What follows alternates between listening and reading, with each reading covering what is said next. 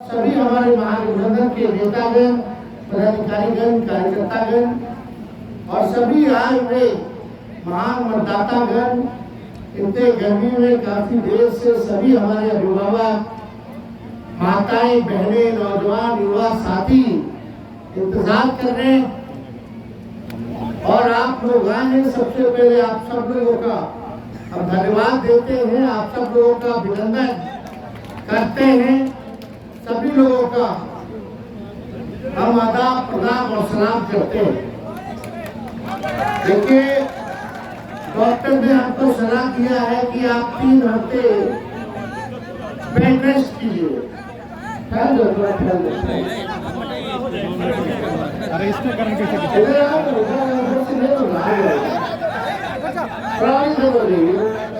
आप लोग की वजह से नहीं होगी सभा का क्या करें?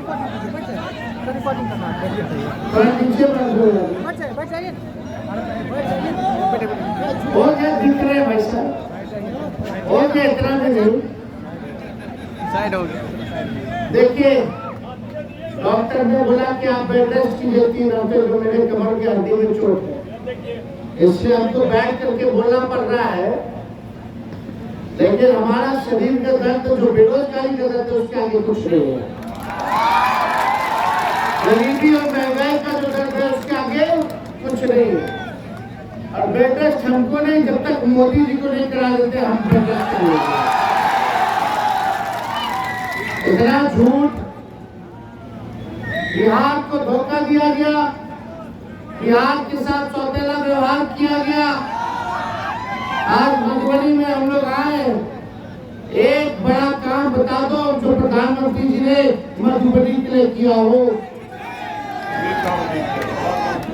एक छोटा बड़ा काम को गिना दे जो मोदी जी के द्वारा किया गया होगा।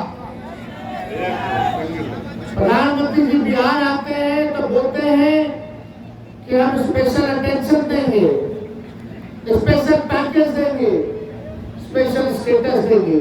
कुछ नहीं मिला 10 साल में। आज हम लोग 10 साल का हिसाब मांग रहे हैं। बेरोजगारी बढ़ी है कि नहीं बढ़ी है? महंगाई, गरीबी बढ़ी है कि नहीं बढ़ी है? लेकिन प्रधानमंत्री जी बेरोजगारी का ब नहीं बोलते, महंगाई का म नहीं बोलते हैं और गरीबी का ग नहीं बोलते हैं। आज असल में मुद्दा पढ़ाई, दवाई, कमाई, सिंचाई का है, लेकिन प्रधानमंत्री जी को मुद्दे की बात नहीं करना है। प्रधानमंत्री जी ने सबसे आसान तरीका राजनीति का चुना है कि नफरत फैलाओ और नफरत के बल पे समाज को बांटो और राज करें। लेकिन नफरत की राजनीति आसान है, लेकिन काम के नाम पे वोट लेना बड़ा मुश्किल है। प्रधानमंत्री जी बताइए, आपने बिहार को क्या दिया? ना पलायन रोका, या उत्तर बिहार में हमारी बाढ़ की समस्या रहती है। लोग लाखों की संख्या में परेशान रहते हैं। नेपाल से 1 मिनट भी बात किया मोदी जी ने बिहार की समस्या को लेकर। नेपाल से छोड़ो, बिहार में आपके बाढ़ के लिए एक बार भी बैठक की मोदी जी ने? या बिहार के हित के लिए मोदी जी ने बोला था चीनी मिल चालू करवा देंगे? सर, एक चीनी मिल बिहार को चालू नहीं हुआ, कोई काम नहीं किया। क्या क्या वादा किया था? 15-15 लाख रुपया खाते में आएगा, 2 करोड़ लोगों को नौकरी मिलेगा 8 साल, खाना खाएगा। क्या हुआ उन वादों का? किसानों का दुगुना हुआ कि नहीं? कुछ नहीं हुआ। या पक्का मकान मोदी जी ने बनाया?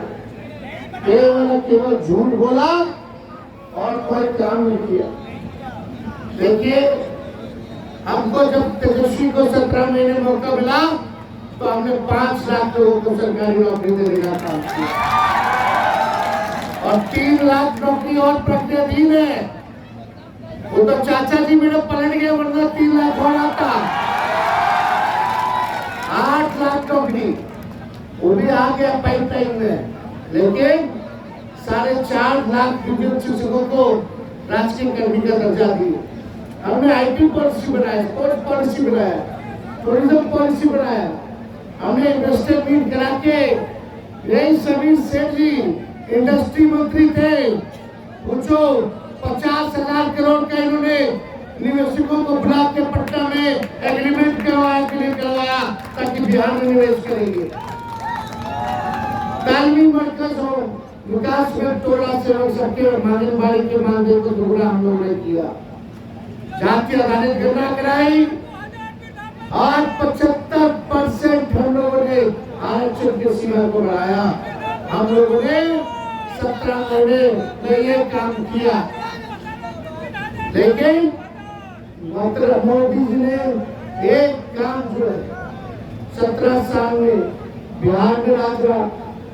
मधुबनी के सांसद कितने बार से जीत रहे एनडीए के, और केंद्र में 10 साल की सरकार, एमपी उनका, मुख्यमंत्री उनका, प्रधानमंत्री उनका, सारा सिस्टम उनका।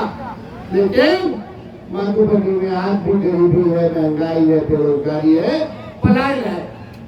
एक कारखाना खोला क्या मोदी जी ने? कुछ नहीं खोला। क्यों नहीं?